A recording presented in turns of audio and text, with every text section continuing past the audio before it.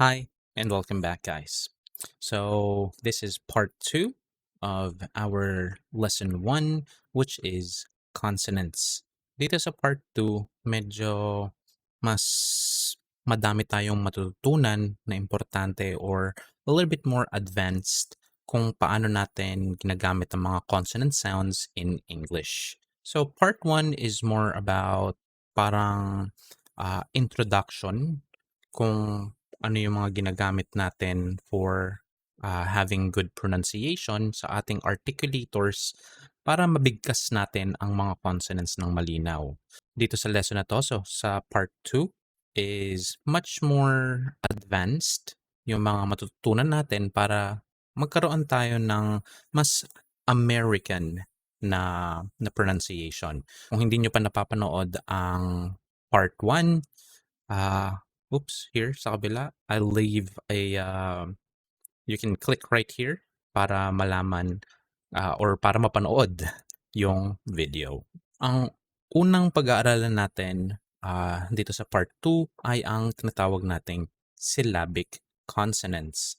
Pag sinabi nating syllabic consonants, ibig sabihin nito, ang consonant natin ang nagiging importante or ang nagiging pinakatunog ng isang word. Pinapalitan niya ang vowel sound or tinatanggal niya yung vowel sound at ginagawa lang nating consonant sound. For example, ang word na kitten, if binanggit natin ito with a Filipino accent, sinasabi natin ay kitten, kitten. For most native speakers, sinasabi nila kitten or kitten. Pag pinakinggan yung mabuti, hindi ko binabanggit yung last E sound or N. Ginagawa ko lang kitten, kitten, or kitten, kitten. Next word is button, button. Kaya hindi ko sinasabi button. Sinasabi ko siyang button or button. I'm dropping the O sound. So from the T sound, we immediately go to the N sound. Another word is little, little. Hindi ko sinasabing little. Pag ginagamit natin ng Filipino pronunciation, little. So between the T and the L, nagkakaroon ng E sound, little. So it's little, little. Next, another word like tunnel, tunnel. Okay, hindi ko sinasabing tunnel. We're dropping the E sound. This can happen in a lot of words. Depende na lang kung ano yung word, kung binibigkas ba natin or importante ba yung vowel sound sa word na yon or hindi. Other very common words are like her, her. Hindi ko sinasabing her, her. Hindi ko binibigkas yung E sound. I immediately go from the R sound, from the H sound to the R sound. Her, her. Tsaka pansinin nyo, yung dila ko, immediately, nasa R sound. Hindi na siya nagkakaroon ng transition. Her, her. So immediately, her, her. Hindi hair, hair. So immediately, yung dila ko nasa R sound na agad. So very, very important para sa for pronunciation is nagkakaroon tayo na tinatawag nating transitions or steps from one sound to the other. In this situation, wala tayong transition with our tongue. Immediately, nasa R sound siya agad. Next is the word learn. Learn. Hindi ko sinasabing learn. Learn. So, hindi tayo gumagamit ng vowel sound because ang ginagamit nating pinaka-vowel sound or ang pumapalit sa vowel sound is yung R sound. Nagkakaroon ng transition, R sound, and then to the N sound. Yung dila lang natin yung gumagalaw, nagta-transition from the L to the R to the N. Another very common word na madalas nating ginagamit is the word word. Hindi ko sinasabing ward, ward. Wala siyang O sound. The transition is from the W sound punta sa R sound. Immediately, we're dropping the O sound. word, word. Next, another very common word, water, water. Hindi water. So remember, we're dropping the E sound before the R sound. Water, water. And then last example is the word butterfly. Hindi butterfly. Butterfly.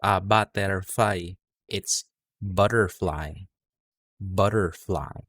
Ang pinagkaiba kasi ng English versus sa Filipino, sa Filipino, kung paano natin ini-spell ang word, ganun natin binabanggit. Lahat ng matunog or lahat ng letters sa Tagalog word ay binabanggit. Sa English, ibang-iba. Hindi natin pwedeng i-apply yung alam natin sa Tagalog, i-a-apply natin sa English. Kasi mali, magkaiba sila. So, hindi pwede yung alam natin sa Tagalog, ina-apply sa English.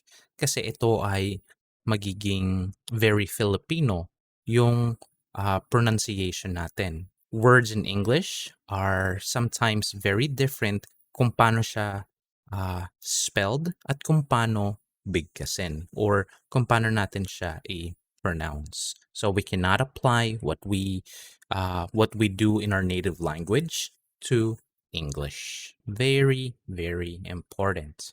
Sa mga lessons na dadating pa natin in the near future, we're going to mag-explain pa ako kung ano yung mga differences with how we pronounce certain words kung English ang gagamitin natin. Next is, meron tayong tinatawag na allophones of voiceless stops. P sound, the T sound, and the K sound. We call these stops or voiceless stops. Like in our previous lesson, we learned that the letter P or the P sound, T sound, and the K sound are voiceless. Hindi natin ginagamit ang ating vocal cords or ang ating lalamunan. Pagdating sa P, T, and K sounds, meron tayong tinatawag na aspirated or may pagbuga or may kasamang letter H yung pagbigkas natin ng mga tunog na to.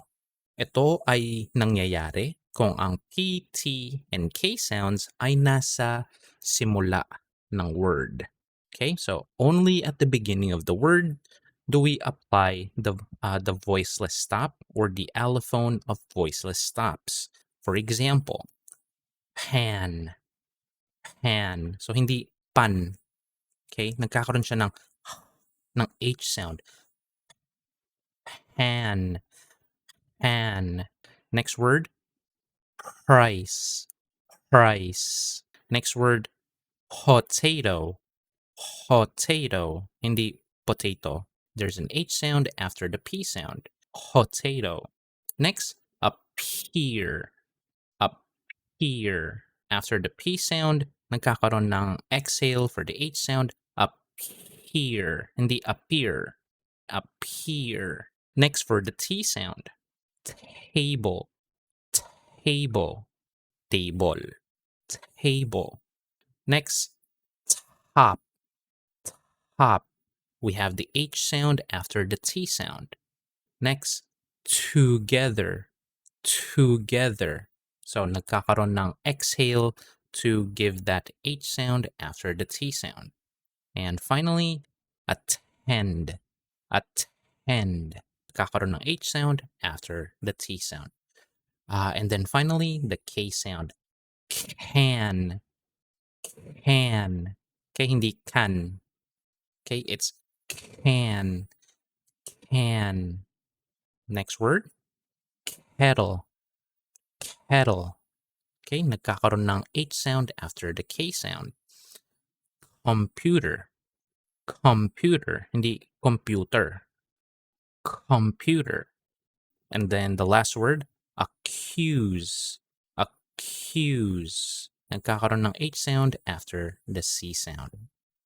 Pag naman ang P, T, and K sound ay included sa tinatawag nating consonant cluster or magkakadikit na consonants, usually ito ay nangyayari pagkatapos ng S, and then followed by a P, T, or a K sound, hindi natin siya ginagamitan ng aspiration. O hindi siya aspirated, nagiging siyang unaspirated. So hindi natin kailangan yung H sound after the P, T, K sound.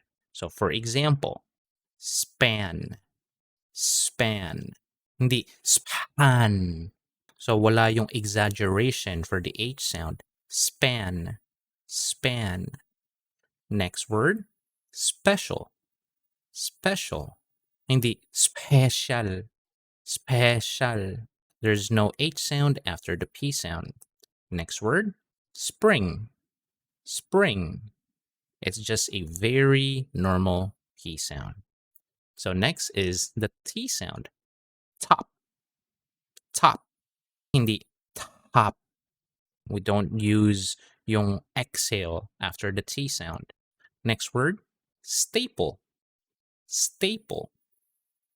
Next word, string, string. Wala yung H sound after the T sound. And then finally, let's go to the K sound. Scan, scan. Hindi scan, scan. Okay, wala yung H sound. Next word, scatter, scatter. And then finally, screen, screen. Okay, hindi screen. Like in part 1, in our last lesson, hindi natin siya dinadagdagan ng IS. Okay, screen. Okay, it's just screen, screen. Pag ang PTK naman ay nasa dulo ng word, ginagawa natin siyang, ang tinatawag natin, unreleased. So, hindi natin tinatapos yung pinakatunog ng P, T, and K. Hindi natin pinapakawalan yung iniipit natin or tinatapos natin yung sound. For example, for the letter P sound, stop, stop. So, mapapansin nyo, yung pag-end ng word, hindi ko na ino-open yung mouth ko. Stop. Mali. Stop. So, I'm keeping yung labi ko closed because I'm finishing the sound. Stop. Stop. Next word, hope. Hope. So, I finish the word or I'm ending the word with my lips closed. And then, last word, develop. Develop. Hindi develop. So, wala yung release ng air sa dulo. For the letter K, coat. Coat. Hindi coat. For unreleased sound, we're not finishing the sound to the letter T. Okay, iniipit natin siya or tinatapos. Next word, late. Late. Next word, basket. Basket. Hindi basket. Just finish the sound, basket. Next is the letter K sound. Back. Okay, hindi back. Wala yung k, the release. Next, late. Late. And then finally, stomach. Stomach. Hindi stomach. Wala yung k sound. Stomach. So next naman ang the first extra allophone of T. Ito sa mga pinakamahirap, one of the hardest sounds that native speakers produce. Madaming tao nahihirapan sa ganitong pronunciation kasi ang letter T ay ginagawa nating parang letter D. Parang mabilis na T sound. Itong tinatawag nating na flap T sound, where the letter T sounds almost like a letter D, and it's represented by this symbol. So pag nakita natin to sa dictionary or on sa phonemes, itong symbol na to, it means that the letter T is a flapping T and should sound like a letter D. For example, the word water, water. So yung dila ko mabilis na tumataas, almost sounding like a letter D. Water. I'm not saying water. Okay, it's not water, it's water. Water. If you look very closely dito sa sa aking bibig, makikita nyo yung dila ko mabilis na tumataas. Water. Water. Okay, so nagta-transition from the T, very quick T sound, immediately going to the R sound. So nagta-transition from the very fast T, immediately going to the R sound. Next word naman is city. City. Okay, hindi city. It's not city. Okay, hindi yung traditional T sound. It's city. City. So it sounds like almost like a D sound. And then finally, the word bottle. Bottle. So usually when a word has a two T sounds, it's pronounced as a flap. Okay, as a flap T sound. Bottle, hindi bottle. I'm not using a traditional T. It's a flap T sound. Bottle, bottle. Let's look at certain words like ladder and ladder sound the same. Zoom in tayo. Ladder, ladder. Ang problema sa karamihan ng mga non-natives is yung hearing skills nila. Kasi almost identical yung tunog ng sounds for the T, the flap T, and the letter D. Almost the same. Okay, so mahirap ma-distinguish or mahirap ma-pinpoint kung ano yung gitna na tunog. Listen very carefully. One more time. Ladder, ladder. Okay, almost the same. Next word, riding, riding, riding, riding. Almost the same. Metal, metal, metal, metal. They sound almost the same, so that's why non-natives nahihirapan i-distinguish between very similar words. Generally, when do we pronounce the T as a flap? Kailan ba natin siya ginagamit kung saan almost nagiging letter T sound siya? This usually happens kung ang letter T ay nasa gitna ng dalawang vowels, or the vowels are followed by a letter R. Next is when yung syllable is stressed and the syllable na pagkatapos niya is unstressed. Let's take a look at some words. For example of flaps and glottal sounds. So later, we're going to tackle yung glottal stops. So for now, we're going to focus on the normal T sound and the T as a flap.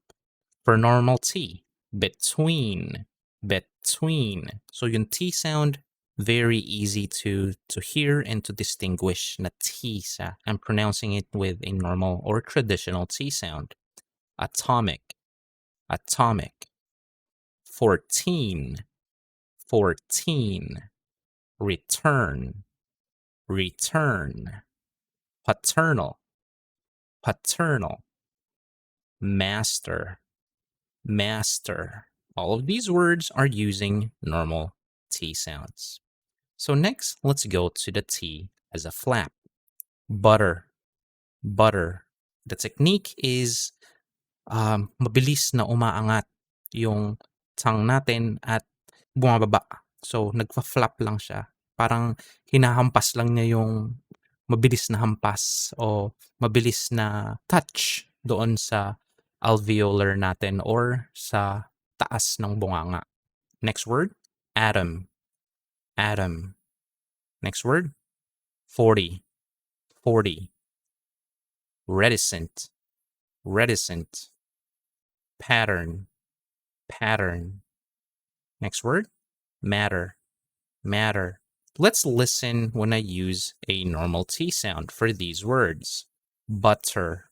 Butter. Hindi siya ganun ka-native or ka-American yung pronunciation. Butter. Butter. Butter. Atom. Atom. Using a flap sound. Atom. Atom. Atom. 40. 40. Reticent. Reticent. Pattern. Pattern. Matter. Matter. By using this technique or this flap T sound, it makes us sound more native or ang pronunciation natin is more American. Next is yung tinatawag nating glottal stop. Ano ba ang glottal stop? Basically, pinapalitan natin yung T sound with an sound. Parang inuubo tayo. Or pag nagulat, it's an sound. Nanggagaling yung tunog dito sa pinaka-throat natin. One thing to remember when it comes to glottal stop, hindi siya ganun ka-importante. Para sa akin, hindi ko siya masyadong ginagamit kasi medyo it sounds a little bit too American. It also depends sa pinaka-accent ng Amerikano, kung saan silang parte ng US nakatira, where they have a very thick or a very unusual, not unusual, a distinctive type of accent. Kung saan nila dinadrop yung T sound and they replace it with an sound. So, for example, the word button becomes button. Button. So, hindi hindi ko tinataas yung dila natin. Totally wala siyang T sound, pinapalitan natin siya ng sound. Button. Next word, satin. Satin. Not satin, satin. Next, important.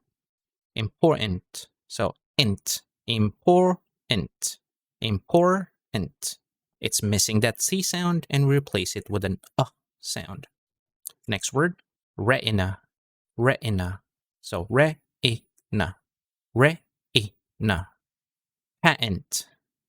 Patent. So, it's not patent, it becomes patent.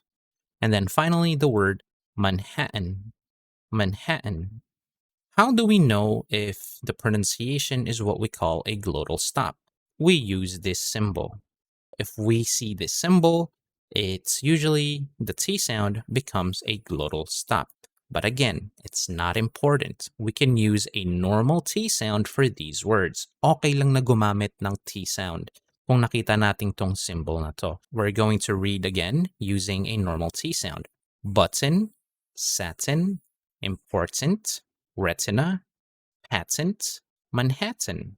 It's perfectly fine. Para sa akin, mas gusto kong using a normal T sound because it gives me a neutral accent. So, mas madaling maintindihan. Very neutral yung pronunciation ko ng mga words na katulad nito. Next naman is ang tinatawag nating consonant clusters. Consonant clusters ay kung saan magkakasunod o magkakadikit ang mga consonant words. So, maaaring dalawang consonant na magkatabi, tatlo, or very, very rare na magkaroon ng consonant na apat na magkakatabi.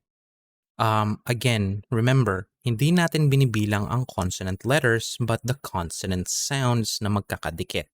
For example, the words spot, strong, desk, desks, or sister. Okay, so all of these words magkakadikit yung consonant sounds. For example, the word six. Six. Iisa lang ang consonant letter sa dulo niya, which is the X sound, but it is represented, or kung binanggit natin siya, dalawang consonants ang tunog, the letter K and the letter S, or the K sound or the S sound. So technically, the word six becomes a consonant cluster. Some more examples of consonant clusters, even though iisa lang ang consonant letter, pero consonant cluster siya kasi dalawang consonant sounds ang magkatabi. As an example, for you to better learn, let's read some words. The word cute. Cute. Pag pinakinggan natin mabuti, there is the K sound and then followed by a Y sound. Nagkakaroon siya ng K, Y, okay, na sound. Q. Cute. Cute. Next word, beauty. Beauty. So after the B, I'm adding a Y sound. Pure. Pure. Next word, few, few. And then finally, huge, huge. So after the H sound, I'm adding a Y sound. Nagkakaroon siya ng invisible Y. Other consonant cluster words like quick, quiet, question. After yung QU is nagiging KW. Quick, quiet, question. Quick, quiet, question. Let's take a look at more consonant clusters. Let's focus on the P and then followed by the L, R, Y. Play, pray, pure. Next, let's go to the B sound. Blue, brown, beauty. Letter T, true, twin, tune. Meron siyang Y sound. Tune. Next is the D sound. Draw, dwell, due. Next is the K sound. Close, crowd, queen, cure. The G sound. Glow, green, Gwen. The F sound, fly, free, few. Next, voiceless TH, 3. Thwart. Next is the S sound, sleep, swim, smile, snow, speak, stop, skate. Next naman ang 3 consonant clusters.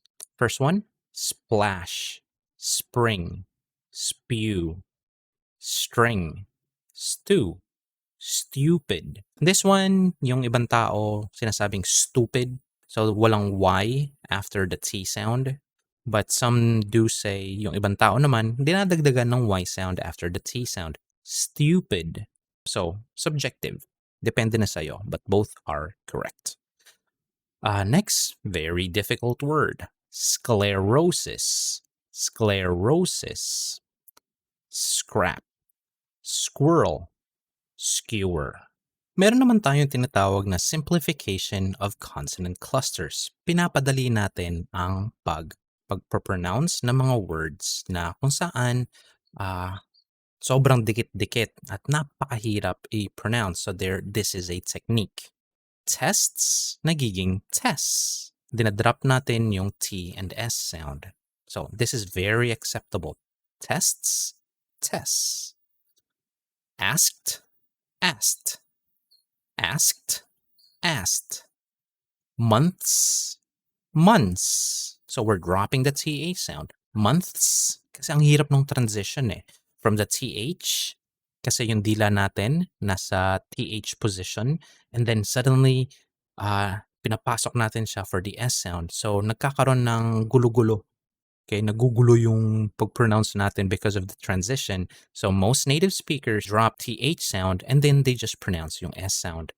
Months, months. Finally, ito napakahirap kasi sobrang gumagalaw yung dila natin. Sixths, nagiging six. K sound lang. Ito yung technique na pwede nating gamitin for certain words kung saan napakahirap ng consonant clusters niya. We drop certain sounds para mabigas natin siya ng mas madali.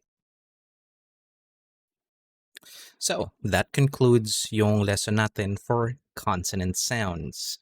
So, yung lesson na to, I'll be including a link down below kung saan nyo pwedeng i-download yung ginagamit kong lesson, yung binabasa ko. Itong pinaka-lesson na to, I'll be including kung saan nyo siya pwede i-download at i-save sa computer nyo or sa mga telepono nyo. I hope you guys learned something new today at sana mag-practice kayo pagdating sa consonant sounds kasi ito ang isa sa mga problema ng mga Filipino pag nagsasalita ng English is mali-mali yung ginagamit nilang consonant sounds.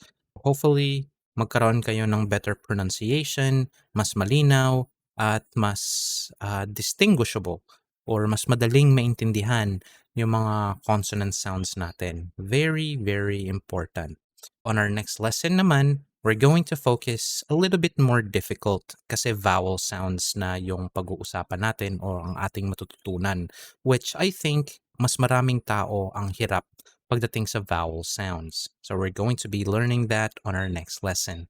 Before we end the video, it would really help me if you guys would give me a like, subscribe, and also click on that ring icon to get updated kung kailan ako mag-upload ng mga videos. Also, I really appreciate it if you guys would comment down below. I'm very active sa pagre-reply sa mga comments. Kung if may problema kayo in certain areas for your consonant sounds, I would gladly help you. Also, another update in the near future, malapit na is I'm going to be helping you guys personally. So magkakaroon tayo ng mga videos where you, okay, you specifically can send me a recording of your voice. I will listen to the recording and then we will identify kung ano yung mga kailangan mong i-improve. So basically, you're going to be getting parang free consultation. Okay? Consultation ba or advice from me kung saan tuturuan ko kayo, specifically you, okay, kung ano yung mga kailangan nating i-improve sa pronunciation natin. So, this will happen in the very near future. I will be helping you guys personally. Okay? So, magkakaroon tayo ng video na ganon. And hopefully by doing that, I can help you guys improve in English and give you guys better opportunities pagdating sa future natin. For now, I bid you guys a farewell. Always wash your hands, keep social distancing, and always stay safe. And I'll see you guys on the next one.